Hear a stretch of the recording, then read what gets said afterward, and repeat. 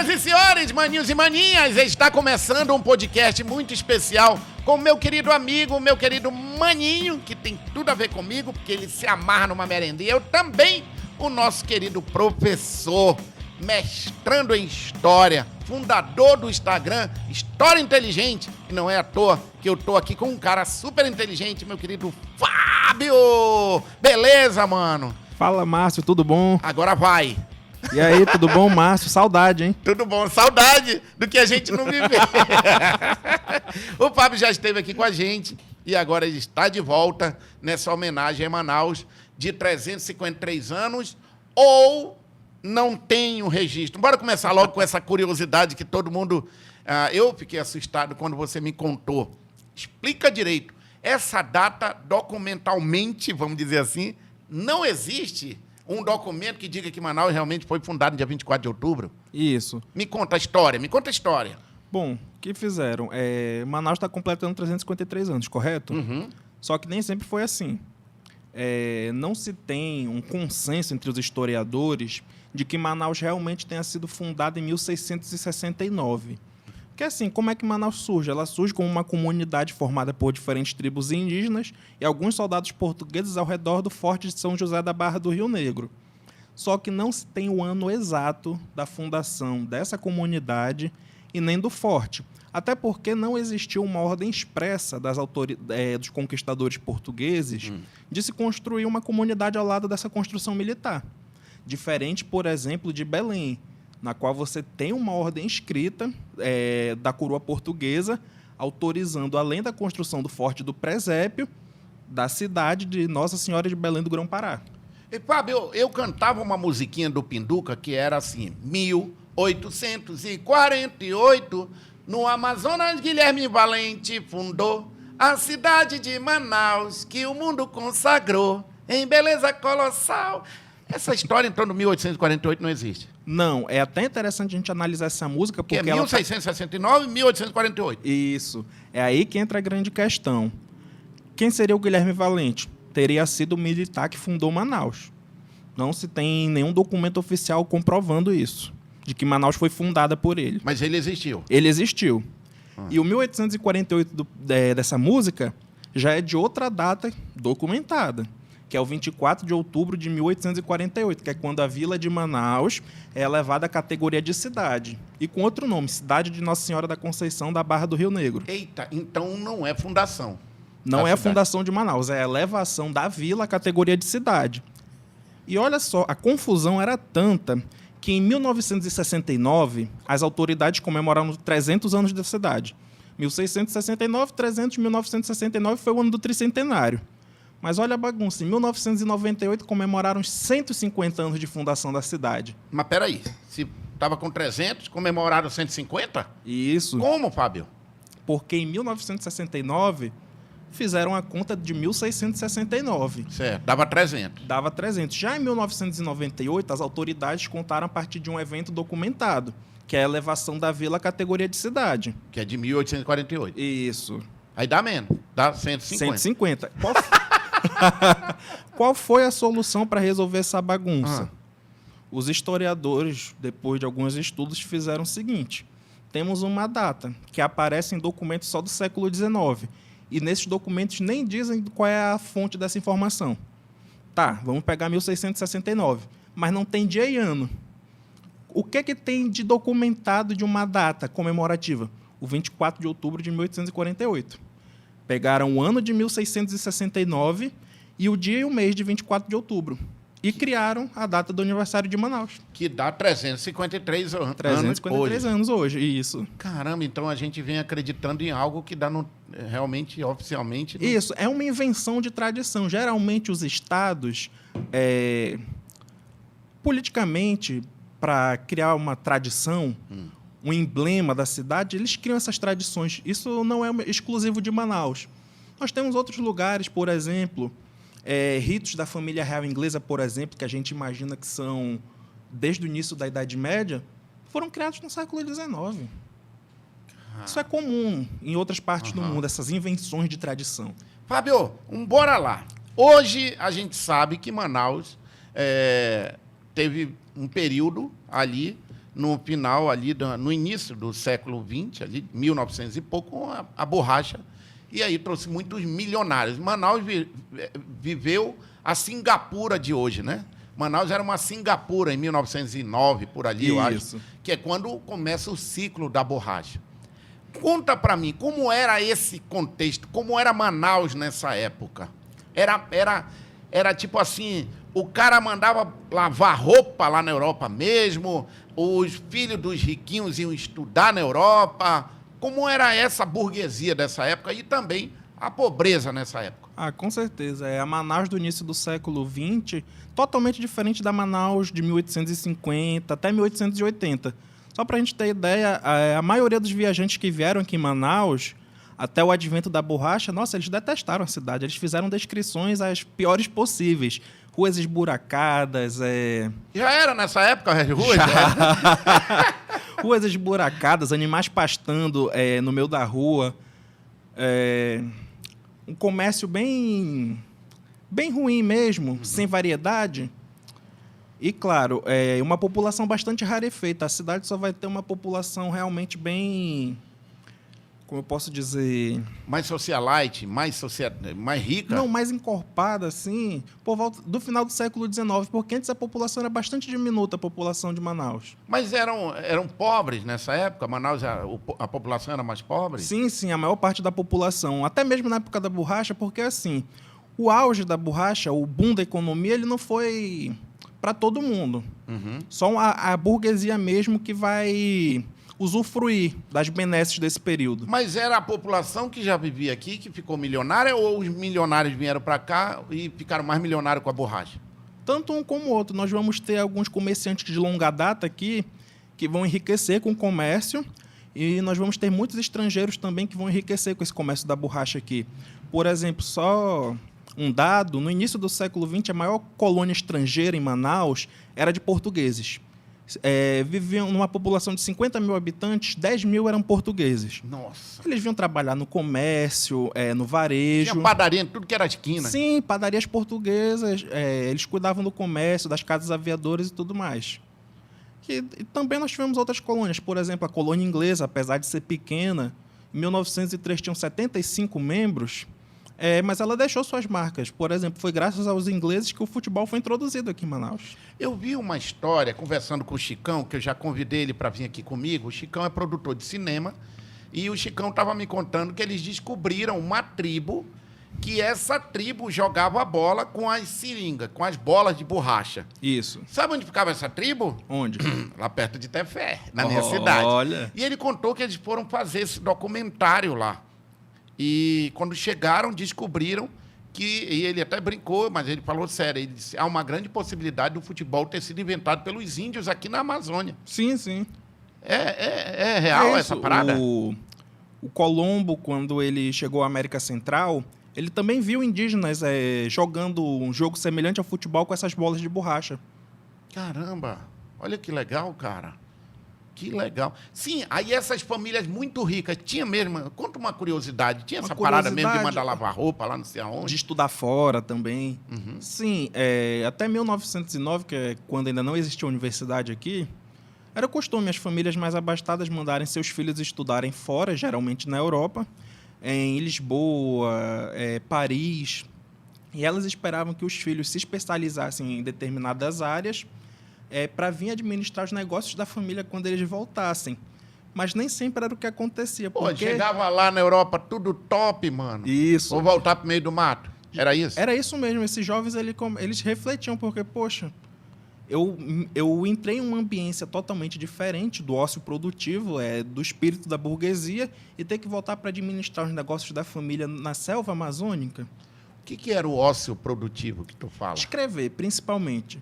Os jovens daquela época, eles se dedicavam muito à escrita e na arena jornalística. Se tornavam intelectuais. E ficavam batendo um papo ali, pensando no futuro. Em suas igrejinhas, socializando com os seus pares, publicando textos em jornais. E os pais dele, comerciantes, não ficavam putos com eles? Ficavam. Vai trabalhar, tem que trabalhar. Ficava. O Joaquim trabalha, só fica aí olhar para o céu.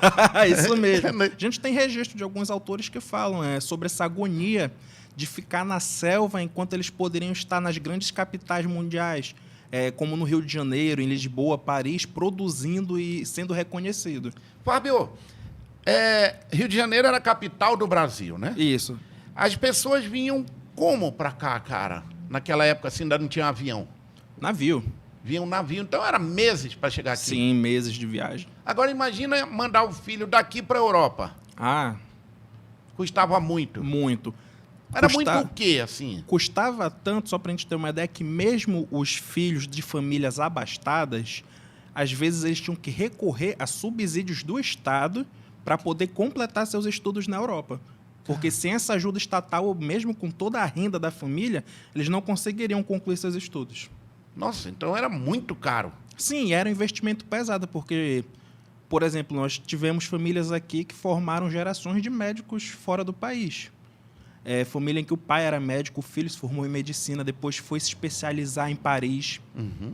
Era um investimento muito pesado. Fábio é especialista em cemitério. Isso. Né? Ô área, mano. Vambora lá, Fábio. Tem muita gente aí nesses cemitérios aí dessa família muito rica, ainda tem? Com certeza. Tem ainda. Uma coisa que eu considero, outros pesquisadores, tem uma moça que fez uma pesquisa muito interessante, a Carla Aires, fez uma dissertação sobre cemitérios na UEA.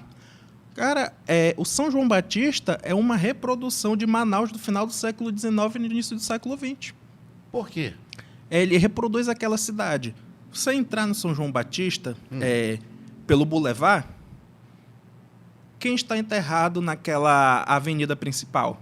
Se você observar bem os nomes, sobrenomes de cada jazigo, são as famílias que praticamente fundaram Manaus no final do século XIX. E é uma geografia que reproduz as desigualdades que existiam em vida. No próprio cemitério? No próprio cemitério. Ou seja, os mais ricos têm os melhores lugares. Os mais ricos estão melhor Apesar de ser localizados. todo mundo igual ali, né? Isso.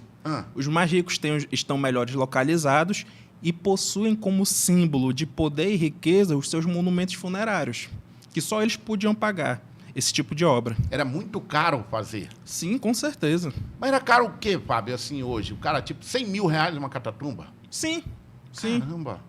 Só para a gente ter uma noção, tem um túmulo no São João Batista, um dos que eu considero mais bonitos. Tá uma Caralho, é bonito. Eu imagino. É uma representação escultórica da matriarca da família, rodeada pelas filhas. Eu fui pesquisar só quanto essa senhora deixou de patrimônio para a família. Ela deixou 12 contos de réis. Sabe quanto vale um conto de réis? Não. Atualmente, mais de 100 mil reais. Caramba. Ela deixou só isso de patrimônio. Então ela deixou 1,5 milhão. 1,5 milhão. Isso em 1911. Mas o que ela era? Ela era dona de propriedade? Ela era membro de uma família da elite. Ela era herdeira. Caramba, bicho. Bora lá, mais curiosidade. Tu me contou uma vez que ali na praça onde é hoje o Paço, era um cemitério indígena. Eu não sabia disso. Assim, tem um historiador e geógrafo, Agnello Bittencourt. Ele escreveu trabalhos maravilhosos. Ele era memorialista também. Ele conta que qual era o costume funerário na época. Os brancos enterravam seus mortos ou dentro da igreja ou ao redor dela. Os índios, por outro lado, eles tinham um cemitério que ia da Praça Dom Pedro II, que é o núcleo do cemitério. Que é onde ali é o IEA, em frente. Não, Praça Dom Pedro II é aquela da antiga prefeitura. Ah, tá. O núcleo do cemitério era ali e ele se estendia até mais ou menos onde hoje é o porto da cidade. Então a gente passa ali por cima de um cemitério. Sim. Caramba. Na verdade, de dois, porque ali ao redor ficava o cemitério dos brancos. Outro dia eu estava conversando com um indígena e ele contando que o Paço não respeitou nem os povos deles, né, os originários. Que ali era um cemitério indígena. Aí, fizeram a praça em cima e não tem nenhum registro. Eu acho que o professor Tenório Teles me falou que eles estavam batalhando para ter. Eu não sei se já tem em 2021, uma homenagem. Um memorial. Em 2021 eles inauguraram o memorial indígena ali. Porque, assim, olha como é simbólica essa relação. A Praça Dom Pedro II foi erguida na segunda metade do século XIX, sobre o cemitério indígena. Foi como se a cultura Apagasse aquela... Se a cultura dominante foi como não, a cultura dominante apagou a cultura natural, que era a cultura dos indígenas. E tem relatos disso. Tem um viajante italiano que veio para cá em 1847 ou 48. Ele lembra de ver militares do batalhão de artilharia, que ficava ali na praça, pisando sobre as igaçabas durante os treinamentos. Que é onde hoje ali é aquela ponta da Marinha, ali tem alguma coisa do porto. Não, o batalhão de artilharia é onde fica o Paço. Antes é de construírem um Paço, isso. Tá. Bora lá. Manaus tinha tudo para ser uma Veneza, porque tinha muitos igarapés. O que aconteceu, Fábio? Foram aterrando mesmo? Sim, sim. Assim, a maioria dos aterros se deu na administração do Eduardo Ribeiro. O Eduardo Ribeiro, ele foi engenheiro militar, ele tinha uma visão de urbanização da cidade aos moldes do que ocorreu em Paris. Qual foi a ideia do Eduardo Ribeiro? Abrir grandes avenidas, abrir ruas largas e construir uma cidade, pelo menos aquela parte ali do centro, bem delimitada, bem desenhada. Uhum. E o que impedia o bom ordenamento daquela região? Os igarapés. Não é nenhum exagero quando alguém me pergunta assim, pela página, Fábio, o centro todo, quase todo foi aterrado? Sim. Onde é Eduardo Ribeiro era Igarapé, onde é a Avenida Getúlio Eduardo Ribeiro era Igarapé. Era Igarapé. A Avenida Getúlio Vargas era Igarapé, a Floriano Peixoto era Igarapé. Atrás do Teatro Amazonas, tudo era Igarapé ali? Também corria em Igarapé. E foi aterrado? Foi aterrado. Segundo eu aprendi, o Eduardo Ribeiro era um cara muito louco por grandes obras, né? Sim, Ele sim. fazia muitas obras, botava a cidade num Transformou canteiro. em um canteiro de obras enorme. Caramba, bicho. Ele se inspirava em Paris. Em Paris, que era... Na verdade, o mundo todo, naquele momento, estava inspirado em Paris e em suas reformas urbanas. Olha aí o exemplo. Ó, o Fábio tem um Instagram chamado História Inteligente e eu quero pedir para o Richard mostrar aqui pra gente o História Inteligente. Escreve aí. Olha aí o Fábio crescendo em seguidores. Ah, danado! E aí, ele tem muitas curiosidades sobre a nossa história. Então, segue ele aí, o Fábio, graduado em História, mestrando em História. Esse blog também existe, ainda está o blog funcionando? Está funcionando. Portal, e o Instagram. Conta pra gente. Hoje, no aniversário de Manaus, tá aí uma história... Caramba! Conta pra mim essa imagem. Para você que está acompanhando a gente no YouTube, está vendo a imagem aqui. Você que está no Spotify, no Google Podcast, no Apple Podcast, enfim, no Deezer. Entra agora no YouTube ou vai lá no História Inteligente para você ver essa imagem que a gente está falando. Conta aí, Fábio. Essa aqui é uma imagem bastante simbólica que ela traduz assim o que foi Manaus no final do século XIX. Ali a gente pode observar o... Aproxima mais um pouquinho, Richard, para a gente. Amplia. Isso. Aí a gente pode observar o Teatro Amazonas, que foi, como o Eric Hobsbawm, o historiador inglês, definiu, a catedral da cultura burguesa, o símbolo da elite manauara da época. Mas observa o arredor da cidade. Isso que eu ia falar, cara. O teatro no meio da cidade, olha só. Era aí rua de lama. Isso. Pobreza. Era classe média aqui ou pobreza? Não, pessoas de classe baixa mesmo. Tanto, isso aqui são cortiços que depois... no início do século XX, foram demolidos para dar lugar a novos prédios, a novas ruas. Cara, eu fico imaginando o susto de quem chega na cidade para conhecer, vê o teatro altamente luxuoso e ao redor toda esse cortiço aí. Isso. Cara, muito louco isso. E algo assim, sempre dando ênfase, não era exclusivo de Manaus. Rio de Janeiro, São Paulo também estavam passando por suas reformas urbanas. Uhum. Causavam esse impacto no visitante. Quem foi o primeiro a realmente pensar em Manaus com uma estrutura legal? Que até hoje eu ainda não vi, que a cidade cresce desordenadamente. Se a gente for pensar quem primeiro olhou assim com carinho pela cidade, eu gosto de citar o nome do Lobo da Almada, ainda no período colonial. E é uma rua que já me deu tantas alegrias.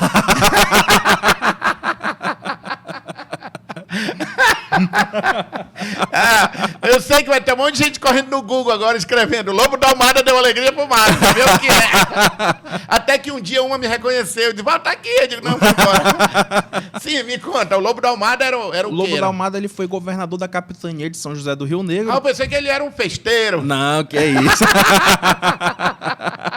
Sim, ele Ele era... foi governador da capitania de São José do Rio Negro, que foi um embrião geopolítico do atual estado do Amazonas. E ele olhou com carinho por Manaus, na época lugar da Barra, porque, sem exagero nenhum, quando Manaus surge no século XVII, vai ficar abandonada por mais de um século. Foi um povoado sem nenhuma importância. Lobo da Almada vai olhar, olha, essa cidade está bem localizada. Entre o Rio Negro, Solimões, pode ser uma rota de comércio favorável no futuro. Uma rota de comércio da onde, cara? Se ninguém queria vir para cá.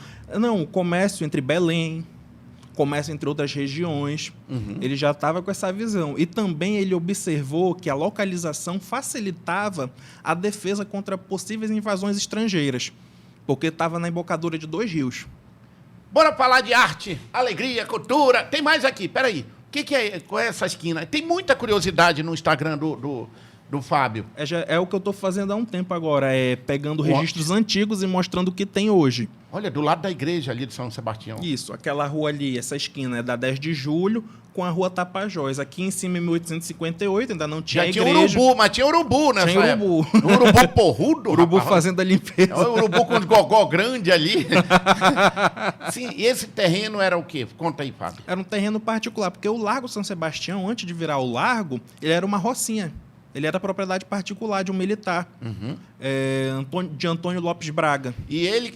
Braga é foda, mano. Braga é top. Olha só, e ele doou isso, foi para construir o teatro? Ele doou para o município, para construir o Largo de São Sebastião, e depois veio a igreja. Quem veio primeiro, a igreja ou o teatro? A igreja. E por que ela só tem uma torre? A igreja... Na verdade, igreja e teatro vieram na mesma época, década de 1880. Só que enquanto a igreja teve as obras continuadas e foi inaugurada em 1888, o Teatro Amazonas, por conta de rescisão de contratos, de falta de verbo, ele começou a ser construído em 1881 e ficou com as obras paralisadas a partir de 1884, se eu não me engano. Quem vai revitalizar as obras do teatro é o Eduardo Ribeiro. E a torre, São Sebastião, tem só uma torre. É verdade que não pagaram o resto para não ver a outra? São várias lendas envolvendo a ausência dessa torre. Lembrar de algumas aqui. Uns dizem que o mestre de obras sumiu com dinheiro. Enganou o padre. Enganou o padre. Outros dizem que a segunda torre afundou no trajeto. Essa aí é que eu conheço. E essa eu já descarto de cara mesmo, que dizem que a igreja de uma torre significa que ela era frequentada por escravos. Não. Também não tem nada a ver. Qual foi a situação da igreja de São Sebastião? Certo. Quando foram construir ela, fizeram um estudo do terreno. E como tu falou, perto do Teatro Amazonas tinha igarapé? Tinha. O terreno, se tivesse o acréscimo de uma segunda torre, não ia oferecer estabilidade. Será? Sim. O mestre de obras, Leonardo Malché, fez a análise e preferiu que não fosse acrescida uma segunda torre, porque o terreno não ia oferecer estabilidade. Fábio, cara, nessa época a galera tinha muita grana. Estou falando agora dos barões mesmo. A galera tinha muita grana. Só que, além do Teatro Amazonas, não tinha outra coisa a não ser para boemia. Isso. Tinha muita, como é que eu posso dizer? Casas. De tolerância? Não, tem um outro nome que era... Lupanares. Lupanares. Pô, devia ser uma delícia nessa época, né? Sim, com certeza. Porque era um negócio assim... E contam que naquela época vinham as meninas da Europa para dar alegria para os ricos. Aqui é verdade essa história? Sim, verdade. Eu tenho um amigo, o professor Agnaldo Figueiredo. Ele lançou recentemente o livro chamado Nos Caminhos da Alegria, roteiro histórico e sentimental da boemia de Manaus. Ele fez um estudo sobre os lupanares, os botecos, os bares que existiram desde as origens de Manaus. E ele vai localizar a primeira casa de diversão lá no início do século XIX, o Boteco do Seu Melgaço. Ô, Seu Melgaço, devia ser muito querido esse rapaz. Era um português. Filha da mãe, português. Visionário. Visionário, porque assim, a gente está falando na época que o lugar da Barra, Manaus, tinha 2.000 habitantes. Então todo mundo sabia quem pegou todo mundo. Todo mundo. A fofoca corria rápido. Era. Em cidade pequena, a fofoca corria rápido. E a gente está falando de uma sociedade que se divertia de que forma? Só nas festas de dia de santo e quando ia à missa. Não tinha o que fazer. Sem contar que o dia acabava muito mais rápido porque não tinha iluminação. Porra, ainda tinha essa parte. O máximo que acontecia era a pessoa ter uma lamparina abastecida com óleo de banha de tartaruga ou de algum azeite de origem vegetal. E era muito escasso. Cara, mas com toda essa alegria dessa galera, bicho, mas essa elite, eles comiam bem, eles tomavam um espumante, um champanhe, tinha essa vida luxuosa, Sim, né? tinha. Nos jornais, pesquisando, a gente encontra, dependendo da ocasião, os jornais, por exemplo, reuniões de empresários ligados ao comércio da borracha. Os jornais, eles publicavam o cardápio do dia dessa festa. Você encontra lá coisas que a maior parte da população não tinha acesso. E como é que vinha? No gelo? Tipo, eles comiam lagosta? Sim, tudo isso se vendia aqui em Manaus, importado. E era muito caro. Eu imagino. É caro Muito até caro. hoje, imagina aquela época que demorava. Um camarão aqui é um absurdo, imagina aquela época. Só que eles tinham muito dinheiro, né? Sim, muito dinheiro. Fala um pouquinho aí do J.G. Araújo, que foi um dos mais bilionários. Era o Elon Sim. Musk da época. Ah, com certeza.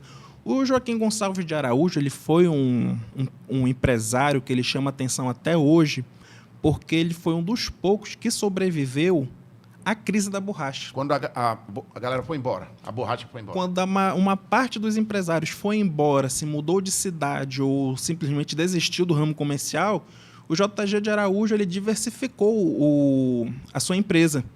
Enquanto ele trabalhava só com a borracha, ele, não, vamos trabalhar com outros produtos de origem vegetal, animal. Ele chegou a criar, na década de 20, uma indústria de beneficiamento de produtos de borracha. Vendia sapato, bota, liga, cabo telegráfico, o que você imaginar. Pô, era um visionário, né? Sim, foi um visionário. E assim, chegou com uma mão na frente e outra atrás aqui em Manaus. Ah, era? Graças ao apoio de alguns parentes, ele começou como taberneiro no comércio de um tio dele. Foi juntando dinheiro e conseguiu montar seu estabelecimento. E já no final do século XIX, ele era dono de mais da metade das terras aqui do Amazonas. Fábio, uma curiosidade na Manaus de hoje, cara. Conta pra gente aí algo que tu lembre. A gente aqui não tem roteiro, a gente tá batendo um papo. Uma curiosidade, eu acho que essa aqui pouca gente sabe, que antigamente o centro da cidade, que hoje é um bairro, ele era dividido em vários bairros. O centro ali no... O centro. Era? Era. Por exemplo, essa divisão sobreviveu até a década de 30. Depois a cidade vai crescendo de forma rápida e sem planejamento, essa divisão se perde. Mas ali no centro da cidade nós tínhamos o bairro de São Vicente, bairro dos Remédios, bairro do Espírito Santo, bairro da Campina. Era tão pequenininho que era dividido ali. Isso, era dividido em bairros. Por exemplo, bairro de São Vicente, hoje eu estou falando da região da Praça Dom Pedro II, onde é feito passo a passo. Ali era o bairro de São Vicente. Bairro dos Remédios é hoje a Rua Marquês de Santa Cruz, onde tem um mercado. A Praça do Remédio também era cemitério? Sim. Praça dos Que dá Remédios. de frente ali pra feira da Manaus Moderna? Isso. Tudo era cemitério ali? Ali era o cemitério dos Remédios. Porque assim, até 1854, aqui em Manaus, os mortos foram enterrados dentro de igrejas ou ao redor delas. Só que uma lei, já naquele contexto de mudança, de crítica a essas práticas que já eram consideradas ultrapassadas e também por conta da questão da segurança da saúde pública, se proibiu essa prática. Aí tinha que arrumar um cemitério para enterrar o pessoal. Qual foi a solução? O presidente da província, o vigário e a autoridade médica decidiram, bora usar o terreno da Igreja dos Remédios, que já era usado como cemitério. A gente só vai cercar. Esse cemitério serviu de forma provisória por 2 anos, de 1854 a 1856. Encheu rapidinho. Sim, porque teve uma epidemia de febre amarela. Aí tiveram que abrir o cemitério lá onde é o Atlético Rio Negro Clube. Valeu, minha Nossa Senhora. Lá então é um cemitério? Era o cemitério de São José. Deus me livre, já peguei ônibus ali de noite. Richard, tu tá gravando isso, Richard? Bora perguntar dele se ele tá gravando. Tá gravando, Richard? Ei, Fábio, agora há pouco eu falei sobre arte, cultura e tal. Né? Como era, cara? Não sei se eu tô aqui perguntando de ti. Eles traziam os grandes artistas, eles traziam a orquestra toda. Como era, por exemplo, vou trazer o Roberto Carlos, vou trazer o Julio Iglesias, vou trazer o Rosivaldo Cordeiro. Como era isso na época? Eles faziam esses mega shows, tipo Assim, quando Manaus aparece no mapa mundial, como O Rosivaldo Cordeiro é sacanagem, né? O Rosivaldo já tava vivo em 1700 e pouco. Um abraço, Rosivaldo! Quando Manaus aparece no mapa mundial como a capital da borracha, ou Paris dos Trópicos, como chamavam, e quando se construiu o Teatro Amazonas, em 1896, Manaus se tornou uma das rotas das atrações internacionais de ópera. Viam óperas portuguesas, francesas, as italianas, principalmente. As óperas italianas faziam muito sucesso entre a elite. Então ele vinha lá da Itália. Pô, Sim. Era o quê? Um ano para chegar aqui? Meses. Menos. 11 meses? Não, 2, 3 meses. Pô, mas eles ganhavam muito para isso, Sim, né? eram pagos a peso de ouro. Para poder vir aqui fazendo aquela imagem ali que a gente viu do teatro. Isso. E, cara, eu fico imaginando à noite aquela pobreza toda ao redor, ouvindo o som que saía do teatro ali. Devia ser um choque muito grande para quem não tinha condições. Quando a gente fala assim de época da borracha, às vezes o senso comum faz a gente pensar que todo mundo usufruiu da riqueza, né? Foi uma parcela diminuta da sociedade. Só para a gente ter uma noção, foram criados códigos de posturas para afastar cada vez mais essa população pobre das regiões onde a elite vivia. Como assim? Segregar, por exemplo. O bairro, aqui é a vila. Isso. Foi criado só para rico. Isso. Por exemplo, nós tínhamos artigos no Código de Postura que diziam: nessa determinada rua é proibida a construção de cortiços ou casas que não tenham uma boa aparência na fachada. Caramba. E o pobre não tinha realmente condição de seguir o Código de Posturas, porque eram códigos rígidos. Ou você era penalizado com uma multa que uma pessoa comum não poderia pagar, coisa de 50 mil réis, ou era 3 dias de prisão. E para onde ia onde se concentrava a população mais pobre? Essa população pobre foi cada vez mais afastada do centro. Por exemplo, na Cachoeirinha, no bairro de São Raimundo. O Educandos, Colônia Oliveira Machado, uma parte da Aparecida. Essa população ela foi sendo, aos poucos, retirada do centro da cidade. Porque o centro deveria ser o quê? O local de desenvolvimento das atividades da borracha e o local de sociabilidade das elites. Ou seja, para impedir a circulação da classe comum, como se dizia na época, criaram dispositivos legais. Cara, era descarado o negócio. Sim. Bora vir mais para cá. 1969, que tem já o cinema, vira uma atração mundial, né? Uma atração nacional, com a história que tem a homenagem ao Silvino Santos. Isso. Né? E aí, eu trocando ideia, que eu tive o prazer de conhecer o Joaquim Marinho, eles fizeram ali aquele encontro aquela noite, e lá tinham os militares, nessa época, na plateia, para ver se eles iam bater de frente com a ditadura. Nessa noite, eles homenageiam o Silvino.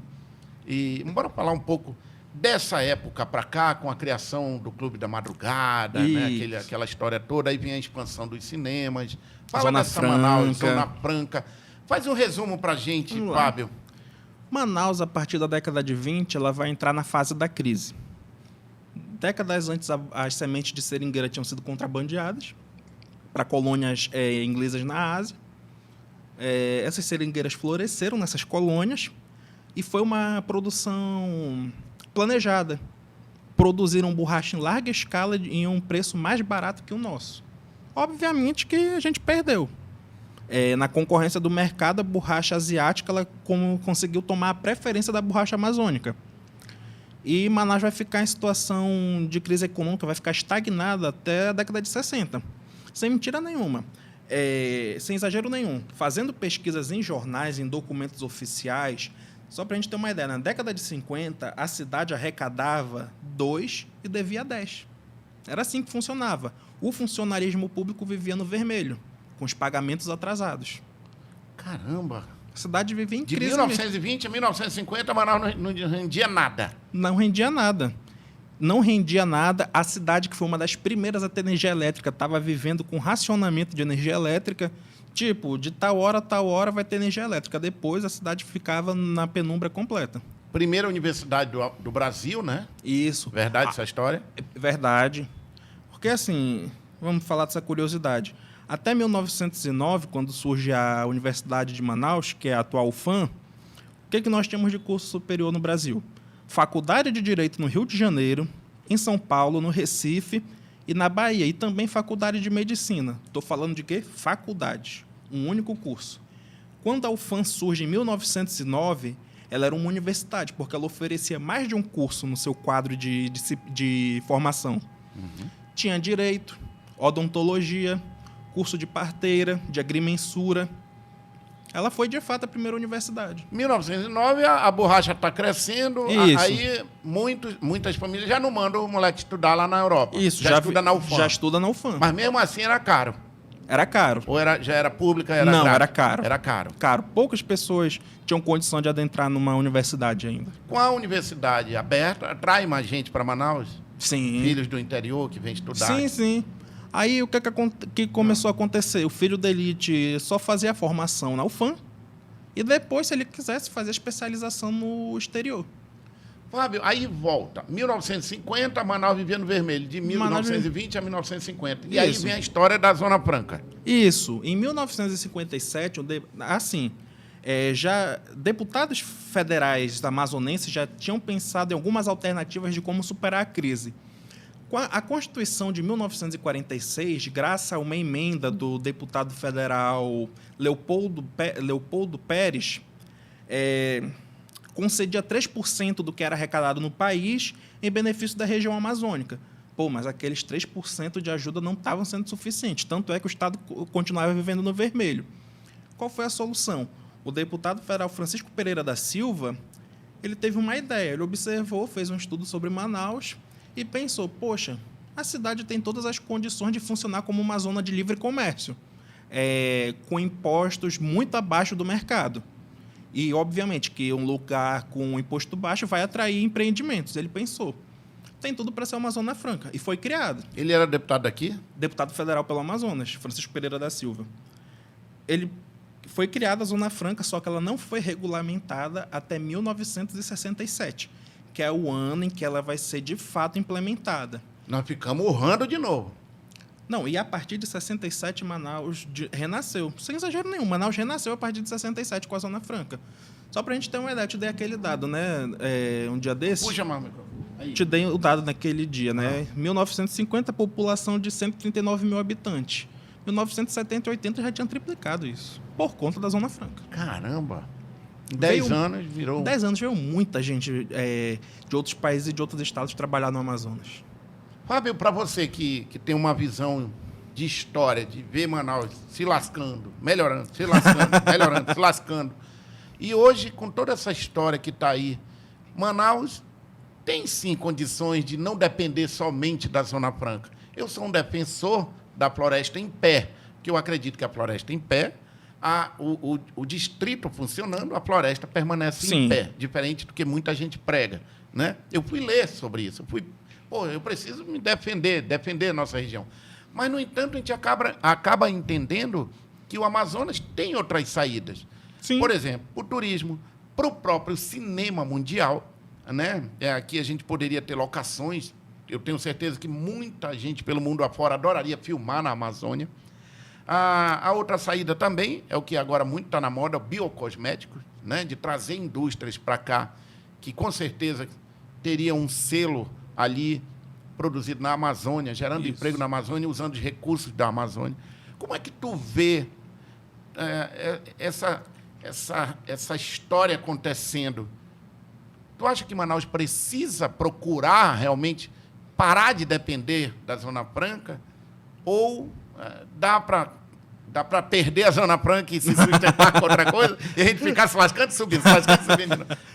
Qual é a tua ideia disso tudo? Assim, observando a história da cidade, eu sempre falo que, na minha opinião, e baseado em observações, claro, a principal característica de Manaus é essa. Conseguir se reerguer nos piores momentos. Mas a gente vai ter que se lascar de novo para subir de novo? Não. Essa que é a pergunta. Será que a gente ainda vai continuar a ficar se reerguendo? Será que vai chegar um momento que a gente não vai conseguir superar a estagnação? Será que vamos atravessar um período tão ruim de novo quanto foi a década de 20 até 1960? Aí que está a questão. Eu não compro esse discurso de gente que diz que a Zona Franca é um modelo falido. Se fosse falido, a gente não tinha o 7º maior PIB do país. Só Manaus arrecada mais de 73 bilhões de reais. Claro, buscar outras alternativas é algo interessante. Turismo, biodiversidade, cosméticos e essas questões. Mas, assim, eu considero o modelo da Zona Franca de Manaus um modelo que ainda está muito rentável. Para nossa região. Para nossa região. Para o nosso jeito. Para o nosso jeito. E movimenta a economia. Eu já vi gente dizendo que a Zona Franca está falida, ela não arrecada tanto dinheiro. Gente, é um PIB de 73 bilhões. É superior a de algumas cidades europeias. Só o que falta mesmo é gestão para aplicar essa arrecadação na humanização da cidade, que a cidade está precisando se tornar mais humana. Por exemplo, tem gente que fala, vamos restaurar o centro histórico para atrair a população. Mas a gente pode ir além do centro histórico, porque a Zona Norte e a Zona Leste não pode se tornar um polo cultural, um polo gastronômico para aquela população. A gente só precisa de uma gestão realmente que, como foi o carinho que o Lobo da Almada e Eduardo Ribeiro tiveram, precisa olhar de novo, nesse atual contexto, com mais carinho para a cidade. É possível fazer. E eu acredito muito, cara. Eu sou apaixonado pela nossa região, sabe? Eu fico muito preocupado, mexe muito comigo eu fico assistindo as cidades por aí. Singapura, que é uma cidade que, no aeroporto, é o maior aeroporto, um dos maiores aeroportos do mundo, com o maior número de árvores, uma queda d'água linda no meio do aeroporto, enquanto nós que moramos no Amazonas, parece que Manaus... É a segunda cidade menos arborizada do país. Meu Deus do céu! Em plena selva amazônica. Algumas pessoas se espantam com esse dado, mas é um estudo que o IBGE fez. Tu pode olhar para a câmera, fecha olha para a câmera e conta isso para a gente. Manaus, de acordo com o IBGE, em um estudo recente, é a segunda cidade menos arborizada do país. No passado, já foi uma cidade bastante arborizada, mas hoje deixa muito a desejar. Cara, isso é muito triste. E é interessante, porque até os anos 60, as administrações que passavam, todas tinham um projeto de arborização das ruas da cidade. Todas. A gente pega uma fotografia, por exemplo, da rua Lobo da Almada, da 7 de setembro, gente, era árvore de uma ponta a outra. Belém tem essa característica de muita árvore Sim. na rua. Manaus teve isso, foram derrubando? Manaus teve isso. Assim, benesses e problemas. A Zona Franca fez a cidade renascer. Só que não houve assim, um planejamento nessas áreas essenciais. Por exemplo, políticas de habitação pública foram tardias e não foram bem feitas. E também essa questão do planejamento da cidade. Essa política de arborização, por exemplo, se perdeu. Fábio, poxa, cara, eu tenho tantas curiosidades assim para saber assim do como era e para onde nós vamos, né? E assim, eu vou pedir mais uma vez, sigam o Fábio nas redes sociais, História Inteligente. Fala ali, mostra lá, Richard. Ele tinha colocado ali do cinema, teatro. Olha aí. Isso daí foi um dos maiores crimes na história da nossa cidade. Esse aí é o Cine Teatro Guarani. Foi um dos principais cinemas da cidade. Ele foi construído por volta de 1907. Em 1938, ele muda de nome e se transforma em Cine Guarani. Infelizmente, apesar dos protestos da sociedade, o prédio foi derrubado por um banco que, no lugar, construiu uma agência bancária. Podendo ser um banco dentro do prédio. Dentro do prédio. Nossa. Olha, eu faço a lembrança. Em agosto ele completaria 84 anos de existência, mas, infelizmente... Eu sei um pouco da história do cinema aí, porque eu sou um amador, eu gosto de ficar lendo sobre a história. E uma das sessões que teve aí foi que a galera subia ao redor desse cinema, ficava pendurada para assistir às sessões num calor tremendo. Nossa. Mas mesmo assim lotava. Comenta essa outra aí. Volta lá, Richard. Não, isso. Essa daí é muito legal. Ah. Essa aí é a Rua 8, atual Criciúma, lá na Alvorada. Certo. Aquela ali é uma foto da década de 60, da década de 70, quando ela tinha acabado de ser aberta. Olha a diferença. Tudo casa de madeira. Isso. E aquele ali é o fundador do bairro. A pessoa que ajudou o bairro a ser criado, né? O doutor César Najá Fernandes, já falecido. Caramba, bicho. Tem mais aí, Richard? Bora lá. Tem mais uma aí? Mais uma. Ponta essa Negra. daí. Tava faltando, peraí. A Ponta Negra era só pedra, não é isso? Isso. Conta aí. Era uma praia que já era conhecida pela população e lá existiam muitas pedras. Acabou virando uma pedreira da cidade. Se você observar hoje, por exemplo, Teatro Amazonas, Palácio da Justiça, algumas ruas do centro histórico, você vai perceber uma pedra de cor avermelhada. Certo. Essa famosa pedra jacaré. Essas pedras eram extraídas aí da região da Ponta Negra. Então aí é 1962, depois Isso. vem o teatro, né? Não, Teatro? o teatro é antes. O teatro é bem antes. Então já tinham pego aí, a galera já tinha Isso. levado as pedras daí. Aí é quando tinham acabado de abrir a estrada da Ponta Negra. Mas a galera ia, mas só ia quem tinha carro, ou quem tinha carroça. Isso, quem tinha carro, quem tinha outro meio de locomoção também. Mas a abertura da estrada facilitou muito o acesso. Olha só. Olha a diferença. E assim, a Ponta Negra, até os anos 70, não tinha nenhum tipo de urbanização. Só tinha a estrada. E a partir da década de 80, 90, virou área nobre da cidade. Com o primeiro prédio, o Aruba ali. O Aruba, isso. Do saudoso Murilo Raiol. Conheci, gente boa. Bom vivan. E olha que legal isso aí, cara. Muita curiosidade. Manaus cresce descontroladamente, né, cara? Sim. Olha aí, essa curiosidade, conta pra mim aí. Isso aí, gente, apesar de não parecer, é uma praça. É um estacionamento. Isso, hoje é um estacionamento. É uma praça? Era? Isso. Era uma... Ainda chamam de praça, mas não tem nada, né, que lembre uma praça, né? É aquela que tem ali o passo, aí Isso. vai, passa direto depois da antiga Assembleia, vira à esquerda para voltar pro centro, vai direto pro porto. Isso, essa Bem mesmo. no cantinho. Uhum. Essa aí é a Praça 9 de Novembro. Essa praça, na história de Manaus e do Amazonas como um todo, ela é muito simbólica, mas infelizmente não recebe devido tratamento. Nessa praça, ficava localizado ao redor dela Fortaleza, São José da Barra do Rio Negro, a antiga igreja de Nossa Senhora da Conceição, dos tempos da colônia, e o cemitério dessa igreja.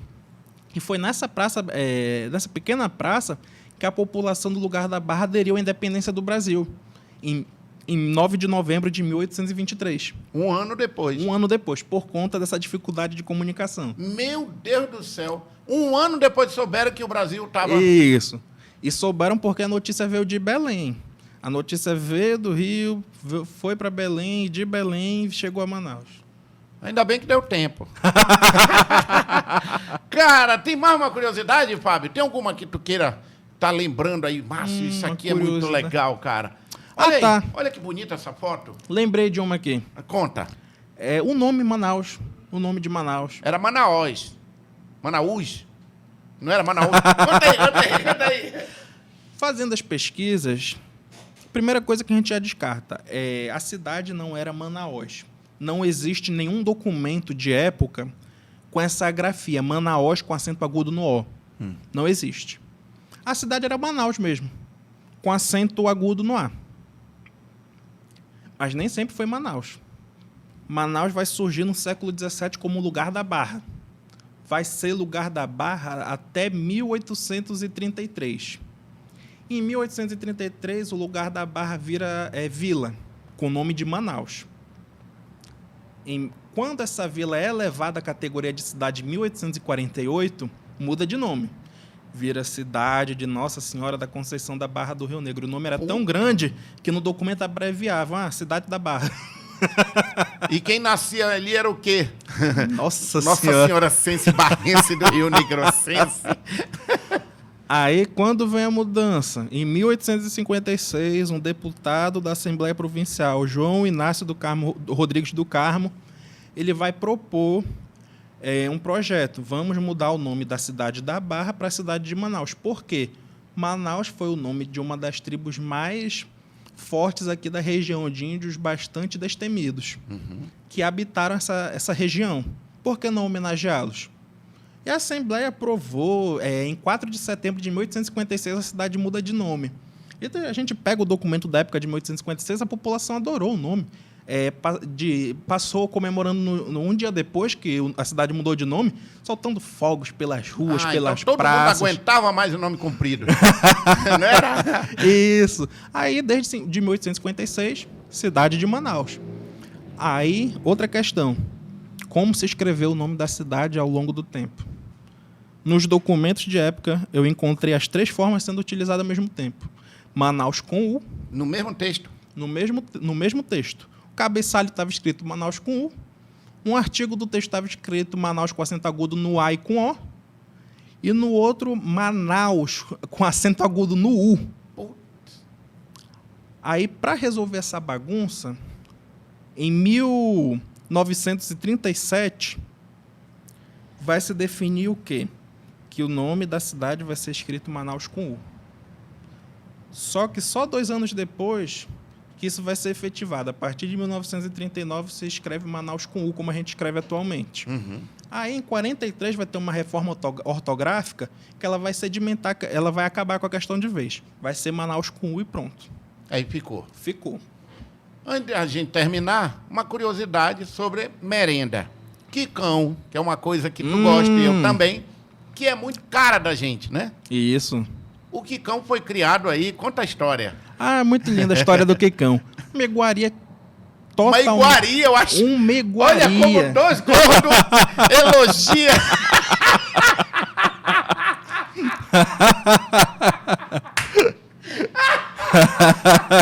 Tu gravou isso, Richard? Gravou, Richard? O quicão é uma iguaria. O quicão é uma iguaria. O quicão foi criado em um dos dias da criação. Deus criou o céu e a terra e o quicão. E o quicão. Gente, e é interessante. Quando eu me debrucei, eu não sei. Olha a alegria dele. Uma iguaria quando eu me debrucei. Não, quando eu me debrucei um dia, porque às vezes eu quero escrever um texto, às vezes eu não planejo. Vem a ideia na cabeça, vou falar sobre isso hoje. Um belo dia eu tava em casa, rapaz, de onde que surgiu o quicão? De onde que surgiu o nome do quicão? Boa pergunta, né? Eu tava a fim de comer o quicão. A fim de comer o quicão. Aí eu, rapaz, de onde surgiu o quicão? Tá, bora lá, historiador, né? Vamos pesquisar. Primeiro eu vou pedir uns 2 pra eu ficar aqui comendo. 2? tá com pena, né?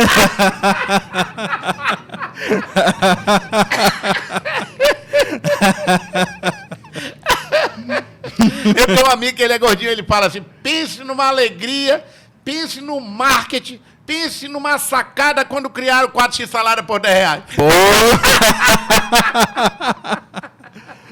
Sim, aí tu pode escrever sobre o Aí eu quicão. fui escrever sobre o quicão. O historiador, a primeira coisa que ele faz vai ver disponibilidade de fonte para escrever. Fui aos jornais. O que eu encontrei? O senhor Alceu Tomás Pereira, no ano de 1974, abriu um carrinho de lanche em frente ao Colégio Dom Pedro II, na Praça da Polícia. Certo. O que ele estava vendendo naquela banquinha? Quicão. Quicão. Aí eu, já tem o nome do possível criador, o seu Tomás Pereira. Já tem uma data. Pô, ter uma data do surgimento de um lanche é uma coisa assim difícil de ter. Pô. Aí eu, como as redes sociais ajudam? Quem eu encontro no Instagram? A filha do seu Alceu. Fui entrevistar. Olha, eu tô aqui atrás de uma curiosidade que eu sempre tive essa curiosidade de saber a origem, mas hoje veio assim que eu tenho que descobrir isso hoje. Aí ela me detalhou tudo direitinho. Qual foi a ideia do seu Alceu? O seu Alceu, gaúcho de Bagé, veio trabalhar em Manaus. Ele trouxe do Rio Grande do Sul um lanche que já era famoso lá, que era o cachorro-quente, mas diferente do cachorro-quente norte-americano. O que ele trouxe tinha molho, tinha verdura, tinha milho, tinha ervilha, maionese, queijo ralado, que como a gente conhece hoje. Porque, conversando com os mais velhos, eu descobri que em Manaus já existia cachorro-quente, desde os anos 50 e 60. Mas aí eu não sei se tu já ouviu falar. Como era o cachorro-quente que se vendia aqui em Manaus? Não tenho ideia. Pão moído, carne moída no pão massa grossa. Lá em Belém é assim. Belém é assim. Isso. Você pede um cachorro-quente, ele põe camada de cebola, de tomate, picadinho ali, de carne. Era esse o cachorro-quente que se vendia aqui em Manaus. O seu Alceu revolucionou o meio. Trouxe esse lanche todo elaborado, mas precisava de um nome para vender. Aí que vem a origem do nome quicão. A salsicha do hot dog, do quicão, na Alemanha, ela tem semelhança, e não só na Alemanha, mas a origem de lá, com aquele cachorro salsicha. Ela, comprida assim meio... Isso, cachorro salsicha. Aí o seu pensou, vou chamar esse lanche de quecão. Caramba, ele criou o nome mesmo, O nome. cão. Isso, vou chamar de quecão, mas aí ele pensou, quecão. Quecão fica sem graça, né? Quecão. Aí sabe o que ele fez? Propositalmente ele escreveu quicão. K-O-A-O-Tio. Quicão. Ele escreveu, ele criou a marca. Criou a marca Quicão, propositalmente. Caramba, e pegou. E pegou. E a gente não vive sem isso hoje. Não vive sem isso. E assim, o seu ele começou a vender na década de 70, 74. E nos anos 80 e 90 ele se mudou para o Largo de São Sebastião. E ficou no ramo até o final dos anos 90. Depois que o seu Alceu começou a vender, começou a surgir em vários cantos da cidade carrinhos reproduzindo o mesmo lanche dele. Ele não patenteou? Não patenteou e pegou o nome Quicão. Aí gerou um costume. Iguaria amazonense com data e origem registrada em jornal. Eu não sei, obviamente, se é o único jornal que existe, mas o que eu encontrei aqui, Jornal do Comércio, edição de julho de 1974, está lá dizendo: hoje o seu Alceu Tomás Pereira inaugurou o carro Bar Quicão, vendendo a sua iguaria. A iguaria. Caramba, que legal, Fábio. X Caboquinho, tu sabe? X Caboquinho ainda não pesquisei a fundo porque tem muitas controvérsias. Pesquisadores defendem que surgiu em Manaus, mas tem um grupo que diz que surgiu em Parintins. Eita, tem que pesquisar a fundo. Isso mais? já é já é algo de história oral, porque eu já vasculhei em jornal e não encontrei. A tapioca já veio dos nordestinos, né? Isso. A gente colocou mais um tucumãzinho dentro. Isso, banana, queijo. O fritinho que vinha, que uma vez tentaram patentear, a nossa banana frita. Chips de banana frita. Tentaram patentear um coreano, sei lá quem, americano, sei lá. Banana chips, né? Que foi criado em Codajás. Tu sabe disso? Não, nunca ouvi falar, mas o que eu achei interessante é que recentemente eu descobri que é um lanche bastante popular no Sudeste Asiático, banana chips. É mesmo? Aí tem que ver desde quando é popular naquela região, né? Quando levaram a nossa borracha, levaram o fritinho junto. Senhoras e senhores, eu gostaria de falar mais com esse cara. Sigam o Fábio do História Inteligente. Eu quero agradecer muito você estar sempre aqui com a gente. E eu espero te encontrar cada vez mais. O Fábio, ele tem curiosidades e tem documentos. Ele é um historiador, então, quando você segue o História Inteligente, está aqui o Richard está colocando, você está seguindo alguém que escreve, que cria... Tá lá o Quicão também nos destaques. Isso, nos destaques. E o Fábio, o que ele escreve é baseado em documentos. Isso. Na história mesmo. Documentos, entrevistas, relatos, recorte de jornal. Qualquer registro de ação humana no tempo, eu estou farejando. Fábio, eu quero muito te encontrar de novo para a gente falar sobre crimes que aconteceram em Manaus, que ficaram famosos. Também tenho ainda muita curiosidade sobre as casas. As casas curiosas, né? Casas curiosas de Manaus, né? E você já fez um com a gente, falando dos cemitérios. Isso. A galera que quer assistir, clica aí, procura o Fábio com a gente aqui, que foi lá atrás, um dos primeiros podcasts aqui com a gente. O Fábio veio e contou as histórias aqui das catatumbas, como diz o caboclo. E eu quero te agradecer, mano, mais uma vez, pelo carinho de você estar aqui com a gente. Tá? Eu quero que você, quando vir aqui de novo, já esteja com mais de 50 mil seguidores. Recebo. Bora fazer uma festa com uma boa merenda. Com certeza. Os 50 mil. Obrigado mais uma vez, viu, mano? Eu que agradeço.